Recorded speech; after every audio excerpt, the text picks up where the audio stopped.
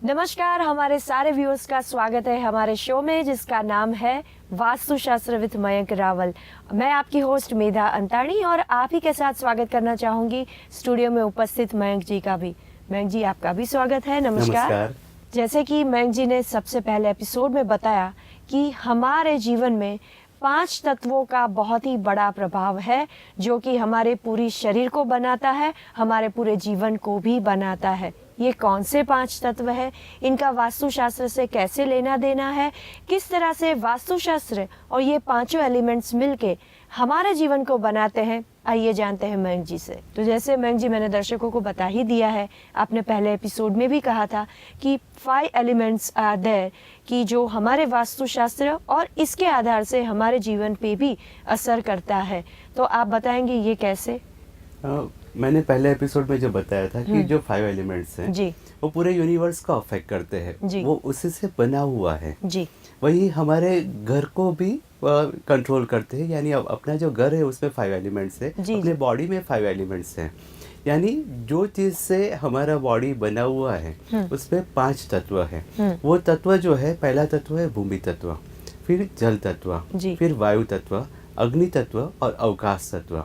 ये जो 5 एलिमेंट है वो अगर बैलेंस अपने बॉडी में रहते हैं तो उसका प्रभाव हमारे बॉडी में रहता है, अपने मन पे रहता है, ओवरऑल अपनी लाइफ पे रहता है और हम एनर्जेटिक फील करते हैं। तो अपनी लाइफ की जो एनर्जी होती है, जो प्राण होते हैं, उसको एनहांस करने के लिए ये 5 एलिमेंट हमें हेल्प करते हैं, सपोर्ट करते हैं। आपने पांचों तत्व तो बता दिए, अब ऐसी कोई पर्टिकुलर घर में भी जगह है कि जहाँ पे इन तत्वों का प्राधान्य ज्यादा होता है? हाँ है जी।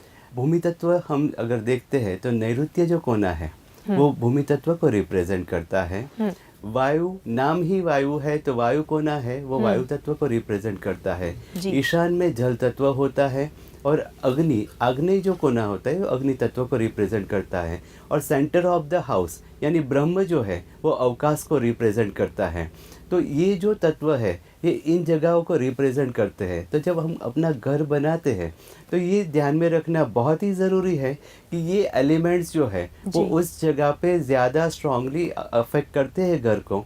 तो अपना जो घर है वो वास्तु परफेक्ट बनेगा, ज़्यादा अच्छी एनर्जी देगा। जी, ये तो बात हो गई घर की। हमारे शरीर में भी इन पांचों तत्वों का, जैसे आपने बताया कि प्राधान्य है, प्रभुत्व है, शरीर में भी कोई पर्टिकुलर हिस्से होते हैं जहाँ पे ये पांचों तत्व 1 by 1 या एट अ टाइम अफेक्ट करते हैं? शरीर में भी 5 तत्व अफेक्ट करते हैं। जी। हम सब जानते हैं कि सबसे ज़्यादा जो चीज़ है पृथ्वी पे वो है जल तत्व। अपने बॉडी में भी वही प्रपोर्शन में जल तत्व है। जी, जी। यानी अपना जो ब्लड है उसमें पसीना जो है वो सब जगह पे जहाँ पे वाटर दिखता है वहाँ पे वाटर एलिमेंट है।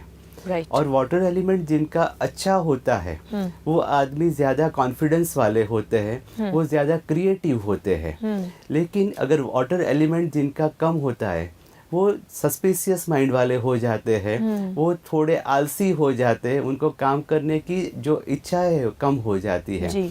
वैसे ही जिनका अर्थ एलिमेंट है वो पावरफुल रहता है तो एनर्जेटिक होते हैं वो लोग, वो स्ट्रॉन्ग डिजायर्स वाले होते हैं, वो कुछ अचीव करने के लिए मेहनती होते हैं। लेकिन अगर कोई आदमी आपको ऐसा दिखे कि जो एकदम से बैठा है तो भी थोड़ा सोया हुआ है, लेटा हुआ है, वैसे अगर बैठता है थोड़ी थोड़ी देर में उसको ऐसा लगता है कि नहीं ये कुछ करने के काबिल वो नहीं रहा है, या तो ऐसे ही आह भरते रहता है, या तो फिर वो जो आदमी है वो अकेले में गीत गाता गुनगुनाता रहता है बार बार, तो उसका जो अर्थ एलिमेंट है वो इतना पावरफुल नहीं है।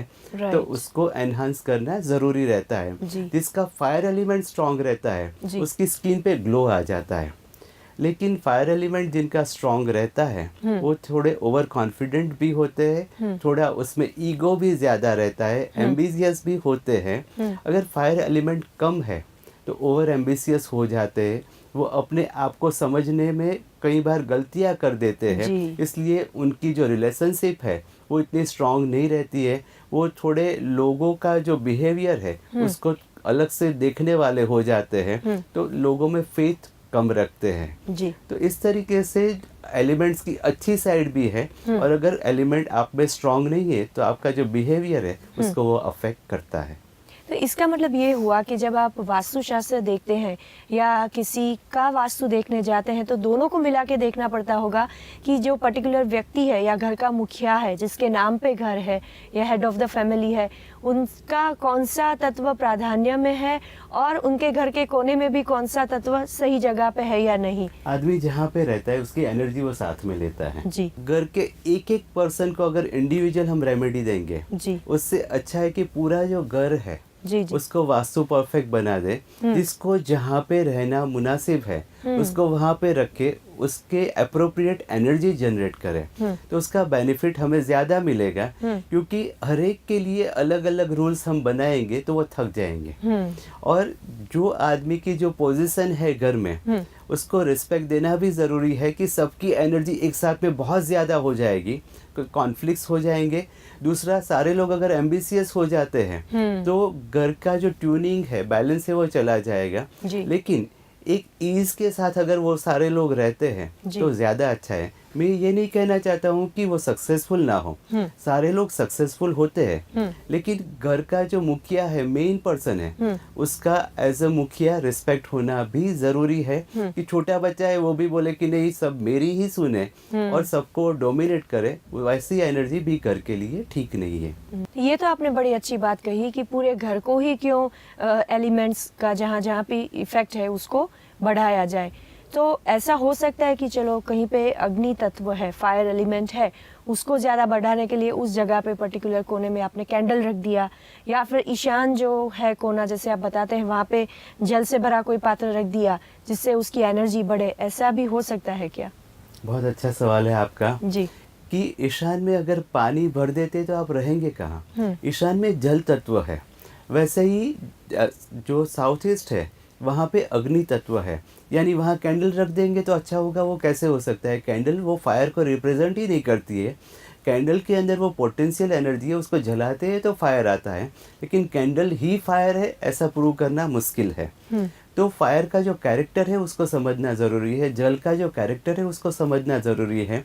और ईशान में पूरा पानी भरेंगे। अगर नॉर्थ ईस्ट कॉर्नर में, ठीक कॉर्नर में हम पानी रखते हैं ज़मीन के अंदर, तो वो आपको साइनसाइटिस का प्रॉब्लम दे सकता है, तो वहाँ पे नहीं रखना चाहिए। वो वास्तु का जो मैथमेटिक्स है उसको समझ के अच्छी जगह पे अगर ज़रूरत है तो अंडरग्राउंड वाटर टैंक बनानी चाहिए। वैसे ही अगर पूरा वो आग्नेय कोना है वहाँ पे फायर लगा देंगे तो तकलीफ ही हो जाएगी, पूरा घर जल जाएगा। उससे अच्छा है कि फायर का जो कैरेक्टर है उसको हम समझे। और फायर सिर्फ अग्नि यानी जलने से नहीं होती है। हम जो खाना खाते हैं उसमें भी छुपी हुई फायर है, उसको जो अपना डाइजेशन होता है उसमें वो सपोर्ट करती है। और दूसरा ये है कि कामाग्नि, उसमें भी अग्नि तो आता ही है। तो अग्नि एज अ एलिमेंट उसको समझना ज़रूरी है। तो अगर वो बात हम समझ लेंगे, जैसे कि ऑरेंज कलर है, फिर पेस्टल येलो कलर, ये फायर को रिप्रेजेंट करते हैं। तो अगर आपकी आग्नेय कोने की एनर्जी एनहांस करनी है तो उसको कलर से भी हम बैलेंस कर सकते हैं, वो समझना बहुत ही ज़रूरी है। चलिए, तो आज हमने जाना 5 तत्वों के बारे में, और ये 5 तत्व वास्तुशास्त्र से कैसे जुड़े हैं, हमारे जीवन के ऊपर इनका कितना प्रभुत्व है, किस तरह से इन सारी चीज़ों को बैलेंस कर सकते हैं, इसके बारे में आगे और भी जानकारी लेनी है। पर यहाँ पे वक्त हो चला है एक ब्रेक का। ब्रेक के बाद हम जाने वाले हैं आज का प्लान डिस्कशन। कौन सा प्लान है ये जानने के लिए हमसे बने रहिए। मिलते हैं ब्रेक के बाद।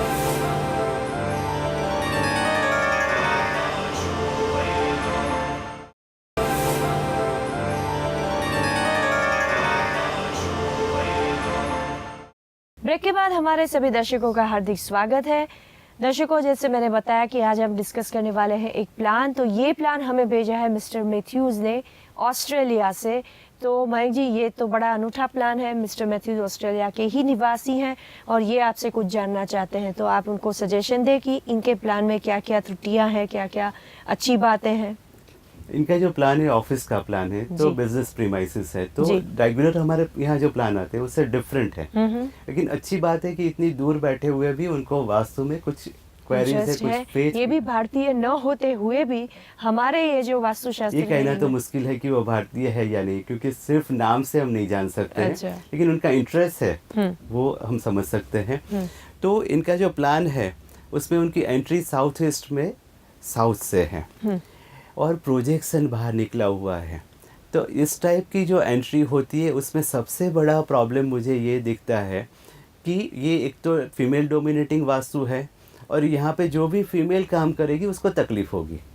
यानी फीमेल यहाँ पे या तो काम कर ही नहीं सकती है, और अगर वो करती है तो वो थोड़ा सप्रेशन के साथ में काम करेगी। तो ये एक नेगेटिव साइड मुझे दिखती है। वो जो एंट्री है वो पैसेज जैसी है, वहाँ उन्होंने एक रिसेप्शन वाली जगह बनाई है कि जहाँ पे लोग बैठ सकते हैं। जी जी। तो इतनी नैरो जगह में अगर आर्किटेक्चरली भी देखते हैं तो बैठना मुश्किल होता है। राइट। और ये जो जगह है वो जो भी वहाँ पे बैठता है उसके दिमाग में नेगेटिव ख्यालात आते हैं, वो फॉल्ट फाइंडिंग्स होते हैं। तो उस तरीके से देखा जाए तो ये स्पेस नेगेटिव है। फिर रिसेप्शन डेस्क आता है, वो जो जगह है ईस्ट में है तो अच्छा है, लेकिन उसकी जो फेसिंग है वो फेसिंग गलत है, क्योंकि साउथ वेस्ट को वो फेस कर रहा है। तो वहाँ पे जो भी बैठेगा उसका गुस्सा ज़्यादा आएगा। अब गुस्से वाला रिसेप्शनिस्ट या गुस्से वाली रिसेप्शनिस्ट आपके पास है तो वो कैसे चलेगा। उसके बाद में देखते हैं तो दूसरा एक वास्तु दोष आता है, वो है कि नॉर्थ ईस्ट में आपका टॉयलेट आता है, यानी हृदय को तकलीफ हो ऐसी घटनाएँ हो सकती है, तो वो भी गलत है। जो जूनियर लोग को बिठाने वाली जगह है वो आपकी नॉर्थ में है, और नॉर्थ में भी वो लोग जो बैठते हैं आधे लोग ईस्ट फेसिंग बैठते हैं, आधे लोग वेस्ट फेसिंग बैठते हैं, और जूनियर्स वहाँ बैठ के बिजनेस करेंगे। तो ना तो वो बिजनेस कर पाएंगे ना तो वो फोकस कर पाएंगे। तो इस हिसाब से देखा जाए तो गलत है जी। तो अभी तक हमने जो देखा कि ऑफिस का जो भी हिस्सा हमने डिस्कस किया वो नेगेटिव है, लेकिन सारी चीज़ें नेगेटिव कहीं पे भी नहीं हो सकती है। तो पॉजिटिव साइड को भी हम देख लेते हैं। तो उनकी पॉजिटिव साइड ये है कि उनका जो वर्क स्टेशन है वो नॉर्थ में है, लेकिन उनका फेसिंग सिर्फ गलत है, तो उसको हम करेक्ट कर सकते हैं। और उनका फेसिंग है वो पश्चिम की ओर मुंह रख के बैठते हैं, तो रिजल्ट्स अच्छे नहीं मिलते हैं, सेटिस्फैक्शन नहीं मिलता है। उनका जो कॉन्फ्रेंस टेबल है वो नॉर्थ वेस्ट में यानी कि वायु कोने में है जी। यहाँ पे जो भी लोग बैठेंगे डिस्कशन करेंगे, ज़्यादा डिस्कशन करेंगे, लेकिन क्रिएटिव आउटपुट्स दे पाएंगे। तो ये यहाँ की अच्छी बात है। दूसरा जो मेन पर्सन है, मालिक जो है, उसकी ऑफिस एकदम परफेक्टली लोकेटेड है, यानी कि यहाँ पे जो आदमी बैठेगा वो as a master, as a main person काम कर सकता है। लेकिन यहाँ पे भी एक प्रॉब्लम मुझे दिख रही कि उनकी भी जो फेसिंग है वो पश्चिम की ओर मुँह रख के बैठा हुआ है, यानी उनको अच्छे रिजल्ट्स नहीं मिलेंगे। तो वो चेंज करना ज़रूरी है, यानी कि नॉर्थ फेसिंग उनको बिठाना पड़ेगा जी। दूसरी बात ये है कि जो उनके बेटे की ऑफिस है वो पास ही में है, वो साउथ में है, यानी आइडियली इसी तरीके से उसको लोकेट करना चाहिए। तो परफेक्टली लोकेटेड है कि वो जहाँ पे बैठे उसके साइड में टुवर्ड्स साउथ उसके बेटे की ऑफिस है, और वो अच्छे से बैठे हुए नॉर्थ फेसिंग है, तो बिजनेस वो अच्छा चला पाएंगे। तो यहाँ तक हमने देखा कि इतने सारे प्रॉब्लम हैं, लेकिन एक अच्छी बात यह है कि उनका जो मीटिंग टेबल है वो टेबल अच्छी जगह पे लोकेट हुआ है, यानी साउथ ईस्ट में साउथ का जो डिवीज़न होता है वहाँ पे है। तो यहाँ पे मीटिंग जो भी होगी वो सक्सेसफुल होगी, तो अच्छी बात है। लेकिन जो टेबल है वो राउंड है, तो राउंड टेबल पे आप जब बैठते तो एनर्जी बाहर की ओर फेंकते हैं आप, यानी थोड़ा वहाँ पे ऐसा होगा कि ज़्यादा कन्विंस करना पड़ेगा। अगर पॉसिबल है तो आपको स्क्वायर टेबल वहाँ पे रख देना चाहिए। अगर पॉसिबल नहीं है तो आप क्रिस्टल के बाउल के अंदर पानी के अंदर गुलाब की पत्तियाँ रख दीजिए, तो ये एनर्जी फोकस करने में सपोर्ट करेगा। अभी आपका रिसेप्शन डेस्क हम चेंज नहीं कर सकते हैं, तो वहाँ जो भी आदमी जो बैठता है उसको ये समझाना ज़रूरी है कि जहाँ तक हो सके जो भी आदमी वहाँ पे बैठता है वो या तो वहाँ पे जो साउथ वेस्ट है उसको फोकस करके ना बैठे, और अगर यही एक पोजीशन है जहाँ पे वो बैठ सकता है तो उसके डेस्क पे कॉपर के बाउल के अंदर आप येलो एंड वाइट फ्लावर्स गुलाब की पत्ती के साथ में डाल दीजिए और वहाँ पे रखिए, तो वहाँ की एनर्जी फोकस हो जाएगी। जो टॉयलेट है उसके लिए सॉल्यूशन है कि टॉयलेट की जो विंडो है उसमें येलो कलर के फ्लावर्स, आप फ्रेश फ्लावर्स रखिए, और उसका जो डोर है उसके ऊपर सिल्वर वायर यानी कि चांदी का तार आप लगा दीजिए। वो डोर के ऊपर राइट टू लेफ्ट और ऊपर से 1/3 हाइट तक आपको एल शेप में लगाना है। और जैसे मैंने रिवाइज प्लान में बताया हुआ है उस तरीके से सिटिंग अरेंजमेंट आप चेंज करवा दीजिए, तो उसका बेनिफिट ज़रूर मिलेगा। और मास्टर्स प्लेस जहाँ पे है वहाँ पे अगर आप थोड़ा मॉडिफिकेशन करना चाहते हैं तो वो करने के बाद जो टेबल है उसके ऊपर आप अगर ब्रॉन्ज के बाउल के अंदर गुलाब की पत्तियाँ टेबल के ऊपर रखेंगे तो बहुत अच्छी एनर्जी यहाँ पे मिलेगी और उसका बेनिफिट भी मिलेगा। लेकिन ये ऑफिस जब खुले और बंद हो वो टाइम पे ये जगह पे गूगल और चंदन का धूप आपको स्प्रेड आउट करना बहुत ही ज़रूरी है। और अगर पॉसिबल है तो यहाँ की कलर स्कीम आप जब भी चेंज करते हैं तभी जो एंट्री वाली वॉल है उसके ऊपर आप अगर ऑरेंज कलर लगा दे तो उसका बेनिफिट ज़रूर मिलेगा। चलिए, तो आशा है मिस्टर मैथ्यू आपने सारे सजेशंस नोट कर लिए हैं और अपने प्रीमाइसिस को और भी अच्छा बनाने की आप पूरी कोशिश करेंगे मयंक जी के सजेशंस के ज़रिए। इनकी तरह आपके मन में भी कोई विचार आते हैं आपके घर को लेके या फिर आपकी ऑफिस प्रीमाइसिस को लेके या फैक्ट्री को लेके, तो आप ज़रूर से इनका प्लान हमें भेजें।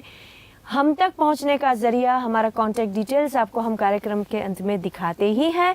तो फिलहाल तो लेते हैं छोटा सा ब्रेक, क्योंकि ब्रेक के बाद हमें जानना है कुछ भ्रमणा और उसके बारे में सत्य क्या है, तथ्य क्या है, उसके बारे में। लेते हैं ब्रेक।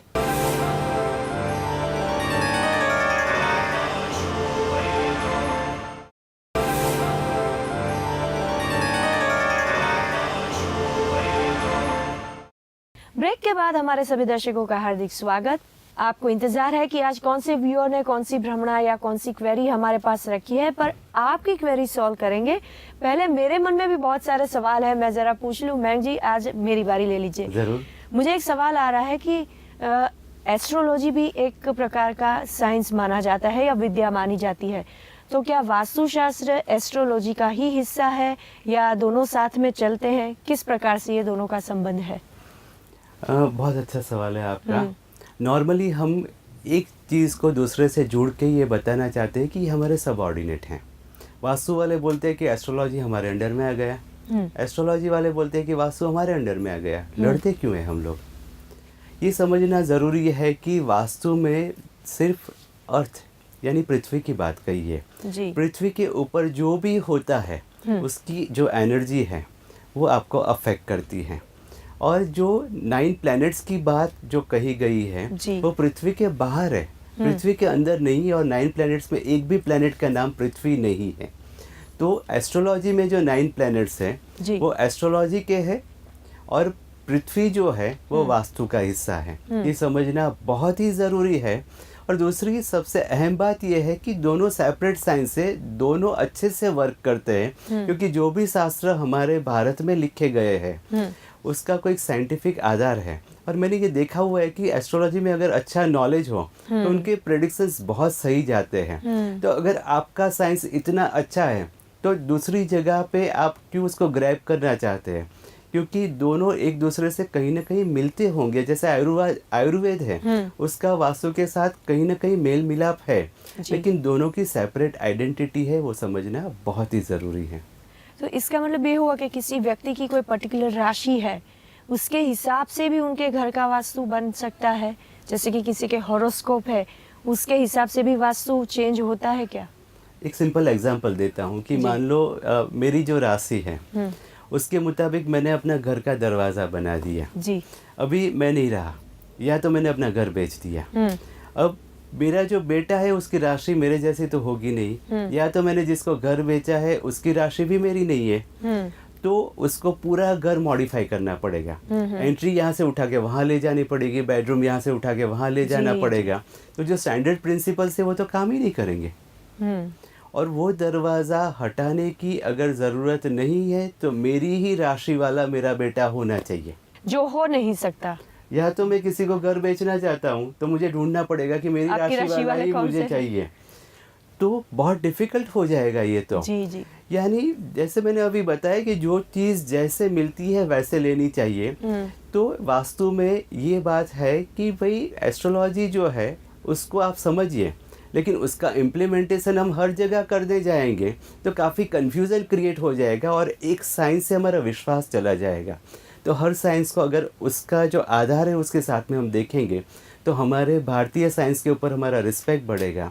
और हमारे योगा अमेरिकन होते जा रहे हैं, हमारी हल्दी जो है वो फॉरेन की होती जा रही है, तो वो हम बचा पाएंगे। क्योंकि हमारे साइंस में बहुत सारी इन्फॉर्मेशन ऐसी है जो हमारी है और बाहर से लोग आके बोलते हैं कि हमारी है।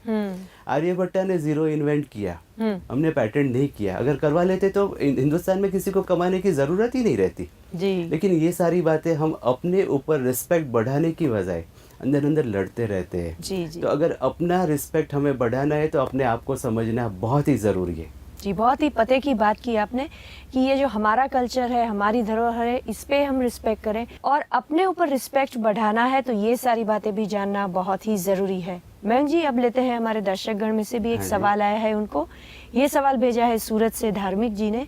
इनका सवाल ये है कि एक दिन उनको एक महाराज मिले और ये महाराज ने इनको ये कहा कि आपका अग्नि तत्व है वो थोड़ा कम है, फायर एलिमेंट कम है, तो इसको बचाने के लिए, इसको बढ़ाने के लिए उनको छोटी सी पुड़िया दे दी और कहा कि हमेशा आपके साथ रखिए ताकि आपका जो फायर एलिमेंट है वो बढ़ता रहे और बना रहे। अब ये जानना चाहते हैं कि ये बात में कितना तथ्य है। एक बात मैंने ये क्वेश्चन जब आया तो वो सुना था जी कि उसने लिखा है कि 5% ही अग्नि तत्व रहा है। जी जी। तो 5% कैसे मेज़र कर सकते हैं? अगर तत्व को मेज़र करने का कोई मीटर किसी के पास है तो अच्छी बात है। हर जगह पे हम मेज़र कर सकते हैं कि यहाँ का एलिमेंट इतने % है। जी बिल्कुल। और वो मेज़रमेंट लेने की कोई टेक्निक साइंस के पास अभी तक नहीं आई है जो मैं जानता हूँ। यानी वो 5% है यानी कि बहुत कम हो गया है। डराने की बात है और हम डरेंगे तो मरेंगे। तो ये समझना बहुत ही ज़रूरी है कि ये एलिमेंट इतना कम हो गया है इसलिए मुझे कोई पुड़िया लेनी चाहिए। कोई पुड़िया साथ में रखने से अपनी एनर्जी नहीं बढ़ती है, तो वो भी समझना ज़रूरी है। हम जो भी करते हैं उससे अपनी एनर्जी बढ़ती है। या तो हम कोई क्रिया करते हैं, जैसे मैं रिचुअल्स की बात करता हूँ तो उससे एनर्जी बढ़ती है। या तो घर का जो फॉर्मेशन है वो बदलते हैं, कोई प्लांट्स लगाते हैं, कलर करते हैं तो उससे एनर्जी बढ़ती है। तो ये समझना ज़रूरी है कि कोई एक पुड़िया आपको दे देता है, उससे अगर आपको बेनिफिट मिलता है तो आप अपने कर्म को भूल जाएंगे। और हमारे जो शास्त्र है, हमारी संस्कृति है, उसमें कर्म को प्राधान्य दिया है, एनर्जी को प्राधान्य दिया है। और एनर्जी भी किसकी कितनी है उसका कोई मीटर अभी तक नहीं आया है। तो एलिमेंट्स को मेज़र करने वाले मीटर तो कहाँ से आएंगे? तो सच्चाई को समझिए और भ्रमणा से बच के रहिए। चलिए, बहुत बड़ी भ्रमणा आज मयंक जी ने हटा दी कि पुड़िया रखने से एलिमेंट्स नहीं बढ़ते, उसकी एक स्पेसिफिक रेमेडी होती है। इनको फॉलो करें, जो बार बार हमारे शो में मयंक जी बताते ही हैं।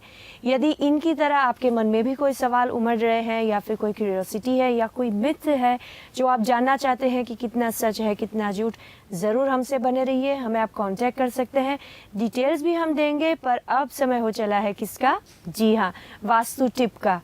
तो मयंक जी, हमारे दर्शकगण इंतजार कर रहे हैं कि आज आपकी तरफ से कौन सी टिप मिलेगी। टिप के बारे में बात करें, एलिमेंट्स की बात हो रही है जी। तो एलिमेंट्स को ही समझ के हम आगे बढ़ते हैं।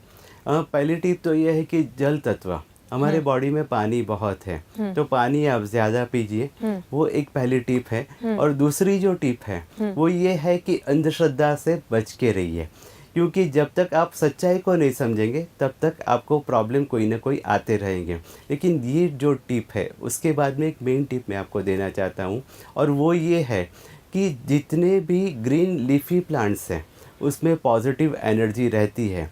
तो आप ये सोचिए कि ग्रीन प्लांट्स अगर आपके आसपास में है वो उसको आप प्लांट करेंगे जिसमें कांटे नहीं है, और जो भी प्लांट है वो लीफी होना ज़रूरी है, तो आपकी एनर्जी को सपोर्ट करेंगे, एनहांस करेंगे। चलिए, तो अपने फायर एलिमेंट्स को एनहांस करने का हमको नुस्खा मयंक जी ने तो बता ही दिया है।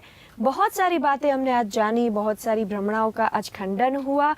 आगे और भी बहुत सारी बातें हैं, पर क्या करें, समय का ऐलान हो रहा है कि यहाँ पे हमारा शो आज खत्म करें। कल फिर से मिलेंगे आपसे कुछ नई बातों के साथ, नए टॉपिक के साथ। पर फिलहाल हमें इजाजत दीजिए, तब तक के लिए good bye and take care. Contact Mayank Rawal +91 70454 15729. Email ID soham@mayankrawal.com and www.mayankrawal.com.